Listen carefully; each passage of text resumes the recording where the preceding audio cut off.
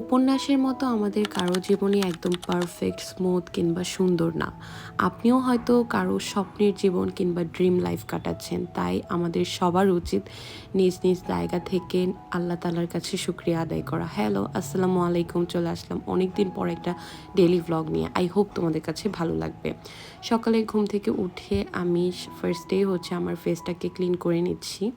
আমি ইদানিং হচ্ছে মর্নিং স্কিন কেয়ারটা একটু ভালোভাবেই করার চেষ্টা করি, কারণ আমার সারাটা দিন ভালো যায় মর্নিং স্কিন কেয়ার করলে। তারপর চলে আসলাম আমার গাছগুলোতে একটু পানি দিতে। তারপর এখানে আমি একটু সানস্ক্রিন অ্যাপ্লাই করে নিলাম, তারপর একটু লিপ বাম দিলাম। আর আমার একদমই ব্রেকফাস্ট করতে ইচ্ছা করছিল না, সেজন্য আমি একদম গরম গরম 1 কাপ চা বানিয়ে নিছি। যদিও এটা খুবই আনহেলদি, খালি পেটে খাওয়া ঠিক না, বাট তারপরও একদিন তো করাই যায়। এনিওয়ে, এখানে আমি 1 বালতি কাপড় নিয়ে ছাদে চলে আসলাম।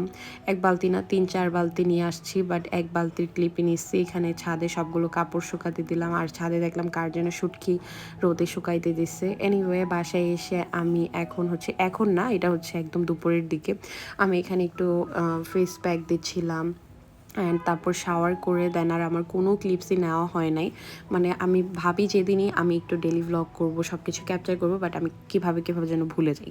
এনিওয়ে, এটা হচ্ছে বিকেলের দিকে ছাদে গিয়েছিলাম কাপড় আনতে, আর এত সুন্দর করে পাখিরা উঠছিল, মনে হচ্ছিল আমিও ওদের মতো যদি এরকম মুক্ত পাখির মতো উঠতে পারতাম, কত না ভালো ছিল।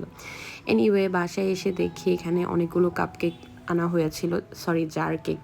খুবই মজা ছিল। দেন এই যে এই পাঁপড় ভাজাটা, এটা যে আমি লিটারেলি 3 দিনে কয়টা খাইছি হিসাব নাই, এত এত মজা। মাত্র 10 টাকা প্রাইস। এনিওয়ে, রাতের দিকে আবার আমি আমার ফ্রেন্ডসদের সাথে বের হয়েছিলাম, মানে একদমই সাডেন বের হওয়া।